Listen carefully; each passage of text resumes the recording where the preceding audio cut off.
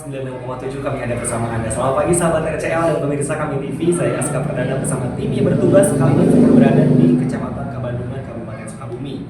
Dan juga sahabat RCL, kali ini Aska sedang bersama Kepala Sekolah SDN Cipanas yang berada di Desa Kabandungan, Kecamatan Kabandungan, Kabupaten Sukabumi. Selamat pagi Ibu.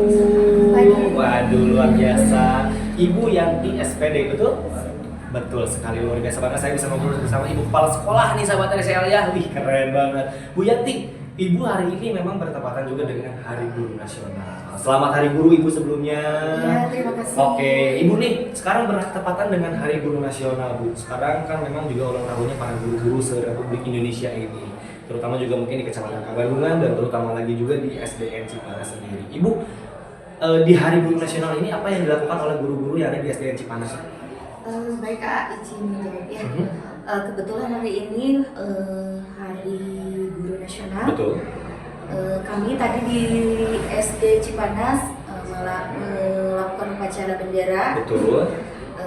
Dan petugasnya hari ini spesial. Oke. Guru-guru yang melakukan. Wow, kalau biasanya kan anak-anak murid yang menjadi petugas Iya, upacara. Hari ini guru-guru ya? Iya, hari ini semuanya Wih, guru. keren, luar biasa banget. Tapi kalau untuk di tingkat kecamatan sendiri, Bu, udah ada kegiatan yang lebih besar atau mungkin skala yang lebih besar lagi? Iya, ada.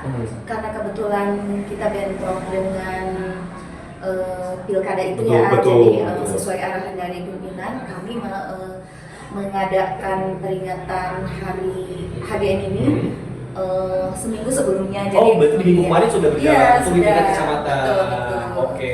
Nah, Bu, saya pengen nanya nih, SDN Cipanas ini kan salah satu SD negeri yang ada di Kecamatan Kabandungan. Tepatnya kan itu ada di Desa Kabandungan juga, Bu Iya, ya. benar. Kalau untuk jumlah muridnya sendiri ada berapa murid Bu di SD Cipanas ini? Nah, kebetulan tahun pelajaran 2024-2025 di SD kami itu jumlah seluruhnya adalah 160 siswa yang terdiri dari siswa laki-laki 80 dan sisanya Perempuan. Oke, berarti itu dari kelas 1 sampai dengan kelas 5. Yes, ya. Nah, Bu, kalau untuk akreditasinya sendiri, Bu, SDN Cipanas ini akreditasinya apa? Alhamdulillah untuk SD Cipanas akreditasinya B. Sudah masuk kelas kategori baik berarti Bu ya. Nah, Bu, oke. Bu Yanti, saya pengen nanya juga dan pengen ngobrol juga nih Bu tentang sekolah Ibu SDN Cipanas Bu ya gitu ya. Nah, Bu, kan hari ini memang sudah berjalan bahwa anak-anak sekolah itu baik dari tingkat SD sampai SMA itu ada sistem zonasi. Nah, untuk sistem zonasi di sekolah itu sendiri seperti apa? Apakah memang juga si murid-muridnya ini harus minimal jaraknya 5 kilo atau seperti apa Bu untuk sekolah atau siswanya sendiri? Baik, Kak, terima kasih. Kalau di SD Cipanas kebetulan ayah karena posisinya itu ada di tengah. Betul. Yang berdampingan dengan S3 sekolah lain. Oh, ada oke. SD Pajagan, ada SD Kabandungan dan SD Tangkolan. Nah, itu teh seperti yang Cipanas khusus aja dari Kampung Cipanas. Oke. Paling kita jelasinnya lebih ke orang Pajagan mah nggak diterima di Cipanas. Kampungnya aja gitu. Oke. Karena memang juga sudah ada sistem zonasi. Iya. Tapi Bu, ini mungkin pandangan Ibu aja. Dengan sistem zonasi apakah berpengaruh terhadap jumlah siswa? Karena mungkin kan kalau sebelum zonasi orang manapun bisa masuk. Tapi ngaruh nggak sih Bu terhadap jumlah siswa? Ngaruh itu sangat ngaruh zonasi itu. Misalkan sekarang karena kami itu ada di tengah ya, biasanya kan di kampung antara Pajagan dengan Cipanas, antara Tangkolo dengan Cipanas itu ada Pajagan. Oke. Nah, yang tapi rumahnya lebih dekat ke Cipanas. Oke. Karena ada zonasi itu, otomatis kan orang tua menyekolahkan ke Pajagan, tidak bisa ke Cipanas. Oke. Berarti juga itu akan sangat berpengaruh terhadap jumlah siswa di satu sekolah. Iya, betul. Berarti semua sekolah sebetulnya sama seperti itu berarti? Iya, sama seperti itu. Oke. Nah Bu, saya pengen ngobrol tentang satu hal karena memang juga kan sudah beberapa waktu ini juga kurikulum juga sudah dirubah oleh pemerintah pusat. Sekarang sudah berubah menjadi kurikulum Merdeka Belajar. Sebetulnya boleh dijelaskan sedikit apa sih kurikulum Merdeka Belajar dan sebetulnya implementasi program atau kurikulum Merdeka Belajar terhadap siswa itu seperti apa? Begini ya, kebetulan tahun kedua ya. Sudah dua tahun, Ya. sudah 4 semester berarti. Ya, Oke. tapi dengan catatan yang tahun sebelumnya itu kan masih untuk contoh saja misalkan kelas 1 dulu dengan iya. kelas 5. Ya, transisi berarti. Iya. Nah, kebetulan di tahun sekarang baru kita semua full dari kelas 1 sampai dengan kelas 6. Oke, Jadi baru oke. satu semester ini. Oh, baru satu semester sekarang. Oke. Kurikulum Merdeka itu berjalan dari kelas 1 sampai dengan kelas 6. Nah, untuk kurikulum Merdeka ini tentunya saja kurikulum merdeka itu tujuannya adalah untuk memberikan layanan pendidikan ke setiap siswa dengan tidak memindahkan hambatan-hambatan. Oh, oke. Berarti sekarang lebih fleksibel terhadap anak itu sendiri, Bu ya. Nah, Bu, kalau untuk tenaga pendidiknya sendiri, Bu, di SD Cipanas itu ada berapa total tenaga pendidik dan juga seperti apa? Apakah memang juga satu kelas itu oleh satu wali kelas atau seperti apa, Bu? Kebetulan di Cipanas karena tadi seperti di awal ya, jumlah muridnya juga sedikit, jadi setiap rombelnya itu cukup hanya dikelola oleh satu guru. Jadi jumlah guru di SD Cipanas itu pas ada 6. Ada 6. Oh, oke, ada 6 guru, berarti masing-masing guru itu menjadi satu ketua rombel atau satu guru wali kelas di setiap angkatannya, berarti, Bu ya. Dari ke-6 ini, Bu, apakah semuanya sudah menjadi tenaga ASN, P3K, atau masih ada yang menjadi guru honor, Bu? Nah, dari ke-6 ini yang 2 alhamdulillah sudah P3K. Berjalan sudah 2 tahun ya. Dan sisanya yang 3 itu honor daerah, dalam artian gajinya dari bos. Dan yang satunya lagi TKS. Oh, TKS, oke. Nah, Bu, sekarang kan dengan adanya di 2024 ini pengangkatan untuk P3K di tingkat Kabupaten Sukabumi, apakah juga ada dorongan dari pihak sekolah agar guru-guru ini menjadi P3K dan dorongannya seperti apa?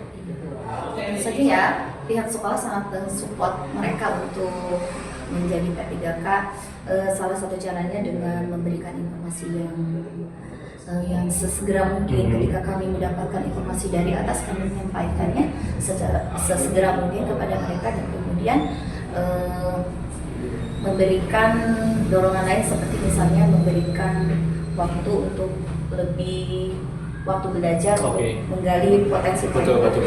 Termasuk juga mungkin ngasih waktu untuk para guru-guru, karena kan untuk ikut P3K itu butuh proses dan juga butuh untuk kayak pemberkasan segala macam, Bu ya, gitu ya.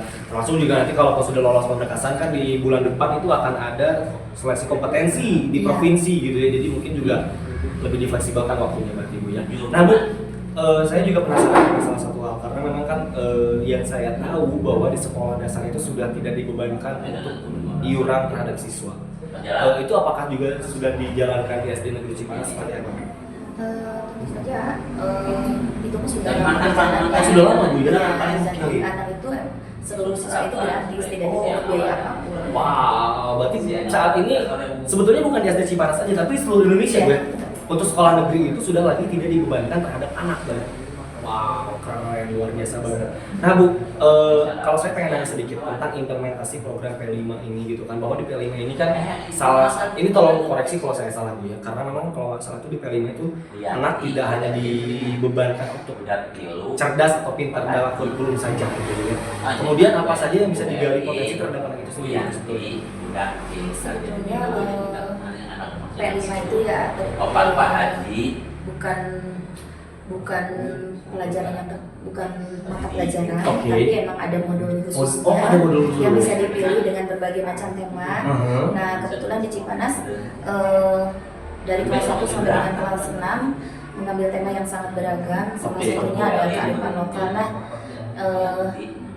di modul tersebut disisipkan dimensi apa yang mau kita gali dari profil pelajar Pancasila itu. Oke. Nah, biasanya kan Bu ini kan mungkin sebetulnya kan SD itu yang paling cukup riskan terhadap anak, terutama dalam masalah P5 ini sendiri, karena kan anak kelas 1 pendekatannya akan sangat berbeda dengan anak kelas 6. Anak kelas 1 kan memang juga anak pra belajar gitu. Kelas 6 kan anak-anak yang sudah siap untuk masuk ke jenjang pendidikan yang lebih tinggi. Berarti pendekatannya beda, Bu, terhadap anak? Beda dong. Boleh saya bercerita karena saya dulu pernah jadi guru kelas 1. Boleh banget, gimana tuh? Nah, yang pernah saya lakukan itu karena modulnya sudah saya susun sedemikian rupa, dan kemudian pendekatannya pun berbeda. Misalkan ketika waktu itu saya tema yang saya ambil itu adalah kearifan lokal bercocok tanam. Nah, berarti si anak akan langsung terjun ke lapangan atau seperti apa sebetulnya? Tidak, pertama kita kenalkan dulu jenis-jenis tanaman. Kemudian baru nanti diarahkan kan jam pelajarannya disesuaikan, ada kemudian nanti mereka itu melewati tahapan-tahapan tahapan Oke. sampai akhirnya nanti mereka ada di proses untuk di tahap menanam. Oke. Oh Dan ya. kemudian di akhir itu panen. Panen. Sebagai sumatipnya penilaian sumatip. Oh, jadi harus ada, kalau kata bahasa umum, outputnya harus ada. Iya. Berarti dari tahapan-tahapan belajar tadi berarti. Wow, keren. Berarti mungkin setiap sekolah, setiap angkatan sekolah itu punya modul dan juga punya pendekatan masing-masing berarti. Iya. Oke. Nah, Bu Yanti, mungkin juga terakhir yang ingin saya tanyakan kepada Ibu, sekarang juga dengan HGN yang ke-79, dengan kurikulum yang saat dan belajar kurikulum Merdeka Belajar yang sedang diterapkan, apa sih harapan Ibu terhadap pendidikan yang akan ke depannya untuk Indonesia sendiri? Baik, Kak.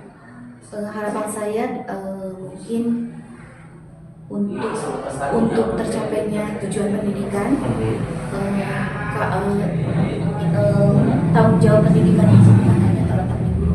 Betul sekali. Ada masyarakat dan utamanya ada keluarga sebagai Betul. madrasatul ula. Itu dia, Iya. sebagai pendidik utama. Iya, sengaja. Jadi kita itu harus antara orang tua, guru di sekolah itu harus berkolaborasi. Betul. Supaya tujuan pendidikan itu tercapai dengan baik. Betul. Karena kalau kami hanya bekerja sendiri tidak bisa. Ya, pasti betul. Karena memang juga untuk membentuk karakter anak, pendidikan anak yang paling utama itu adalah di orang tua dan keluarga. Karena mungkin itulah pendidikan utama bagi seorang anak. Wah, Bu Yanti, terima kasih banyak sudah ngobrol dengan saya. Iya. Ada tambahan lagi yang mau disampaikan dulu nggak? Kayaknya Ibu harus ada yang pengen diomongin ini. Cukup aja. Terima kasih hari ini Oke. sudah mempercayai wawancara saya. Bu Yanti. Sedikit jadi lupa ada yang jawab. Bu Yanti, makasih banyak sudah ngobrol. Sukses selalu menjadi gurunya. Selamat Hari Guru Nasional sekali lagi saya Terima kasih, ucapkan. Pak. Dan juga sahabat RCL dan pemirsa kami TV juga terima kasih banyak sudah menyimak dan mendengarkan. Saya Askap Marena bersama tim yang bertugas mengucapkan terima kasih dan sampai jumpa.